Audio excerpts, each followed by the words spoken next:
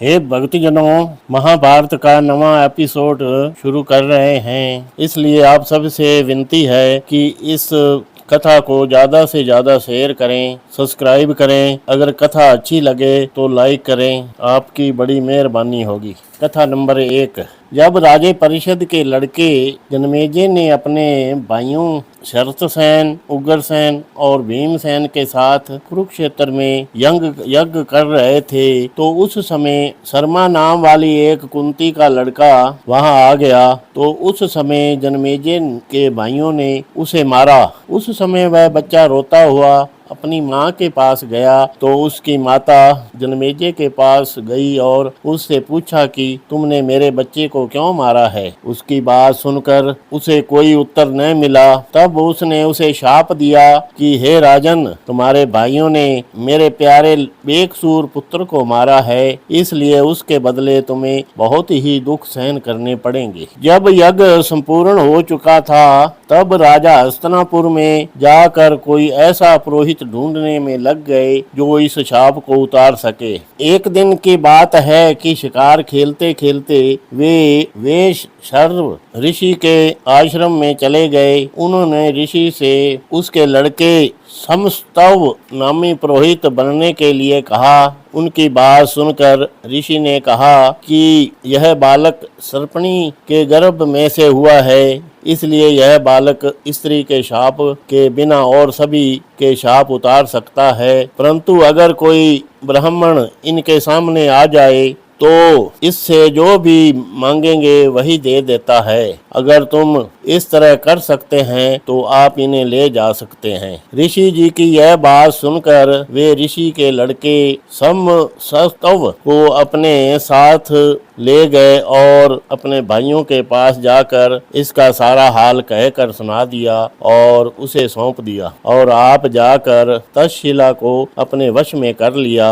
जिस समय राजे जन्मेजय ने तक्षशिला को जीता था उस समय योद्धों में नाम का एक ऋषि था जिसके 3 शिष्य, उसमें से एक का नाम उपमन्यु, दूसरे का नाम अरुण और तीसरे का नाम वेद था। एक दिन की बात है कि ऋषि पंचाल देशों ने अरुण के शिष्यों से कहा कि हे पुत्र, खेत में कस्सी ले जाकर बांध कर आओ। उसका शिष्य इतनी बात सुनते ही हुक्म का पालन करने के लिए चला गया। उसने खेत में जाकर देखा कि एक जगह पर बांध टूटा हुआ है। वह उसे बांधने लगे। पानी का बहाव इतना तेज था कि वह उस जगह जितनी भी मिट्टी डालते वह पानी उसे अपने साथ बहा कर ले जाता।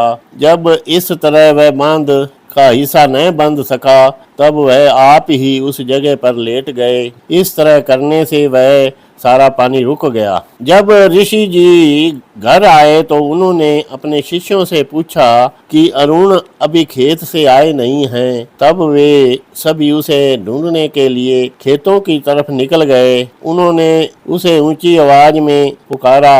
उनकी आवाज सुनकर उसके शिष्य ने कहा कि मैं यहाँ हूँ। जिस तरफ से आवाज आई थी सभी उस तरफ ही गए। जाकर क्या देखते हैं कि जहाँ बांध टूटा हुआ था वे वहीं लेटे हुए हैं, जिससे पानी खेत से न निकल रहा था। यह शब्द कुछ देखकर ऋषि जी कहने लगे, बेटा, तुमने हुक्म का पालन किया है। मैं तुम्हें आशीर्वाद देता हूँ कि तुम्हें चारों वेद कंठ हो जाएंगे और आज से तेरा नाम अरुण से बदलकर उदालक रख दिया है। अरुण अपने गुरु से आशीर्वाद लेकर अपने घर आ गए। तब ऋषि अपने दूसरे शिष्य को गौओं चराने का काम सौंप दिया। वह अपने गुरु का हुक्म मानकर हर रोज गौओं चुराने के लिए ले जाने लगे। एक दिन की बात है कि ऋषि ने उसे मोटा ताजा देखकर पूछने लगे, हे उपमन्यु, तुम इतने मोटे ताजे कैसे होते जा रहे हैं? क्या खाते हैं? अपने गुरुजी की बात सुनकर उपमन्यु कहने लगे, महाराज जी, भिक्षा मांग कर खाता हूँ। अपने शिष्य की बात सुनकर ऋषि जी कहने लगे, भिक्षा मुझे दिए बगैर खाना यह आपके लिए अच्छी बात नहीं है। उस दिन के बाद उपमन्यु ने कुछ भी जो मांग कर ले आते थे वे सारी भिक्षा लाकर अपने गुरुजी को दे देते थे। उनमें से वह कुछ हिस्सा रख लेते थे और बाकी का उसे दे देते थे।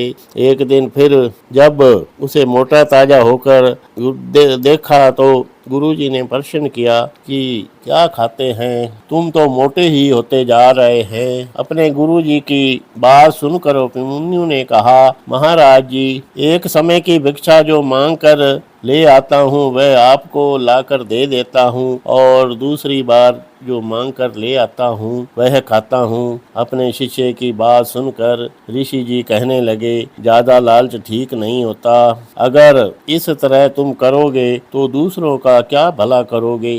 तब इसके बाद उसने अपने गुरुजी की बात मान ली और जो दूसरी बार भिक्षा मांग कर ले आते थे वह लानी बंद कर दी। फिर भी उसे मोटा ताजा देखकर एक दिन ऋषि जी ने पूछ ही लिया कि अब क्या खाते हैं, तुम तो दिनों दिन मोटे ताजे ही होते जा रहे हैं। अपने गुरुजी की बात सुनकर वह कहने लगे, गुरुजी, दूध पी लेता हूँ। अपने शिष्य के मुंह से यह बात सुनकर ऋषि जी कहने लगे, मेरी आज्ञा के बिना तुम्हें दूध नहीं पीना चाहिए। अपने गुरुजी के मुंह से ये वचन सुनकर उसने दूध पीना छोड़ दिया। दूध न पीने से भी वह मोटा ताजा होता जा रहा था। जब एक दिन फिर गुरुजी ने देखा कि यह तो पहले से भी मोटा ताजा होता जा रहा है, तब एक दिन फिर गुरुजी ने पूछ ही लिया कि तुम क्या खाते हो, तुम तो संडे जैसे होते जा रहे हैं और हष्ट पुष्ट नजर आते हैं। अपने गुरुजी के मुंह से बात सुनकर उपमन्यु कहने लगे, गुरुजी, जब बछड़े अपनी माँ का दूध पीते हैं तो जो उनके मुंह से झाग निकलती है उसे चाट कर अपना गुजारा कर रहा हूँ। अपने शिष्य के मुंह से यह बात सुनकर ऋषि जी कहने लगे, यह तेरे लिए अयोग्य है क्योंकि यह तो कीड़ों मकोड़ों का भोजन है। अपने गुरुजी की बात सुनकर उसने बछड़ों का के मुंह से झाग चाटनी छोड़ दी। एक दिन की बात है कि एक दिन जब उसे ज्यादा भूख लगी तो उसने मदार का पत्ता खा लिया। उसका पत्ता खाने से वह अंधे हो गए।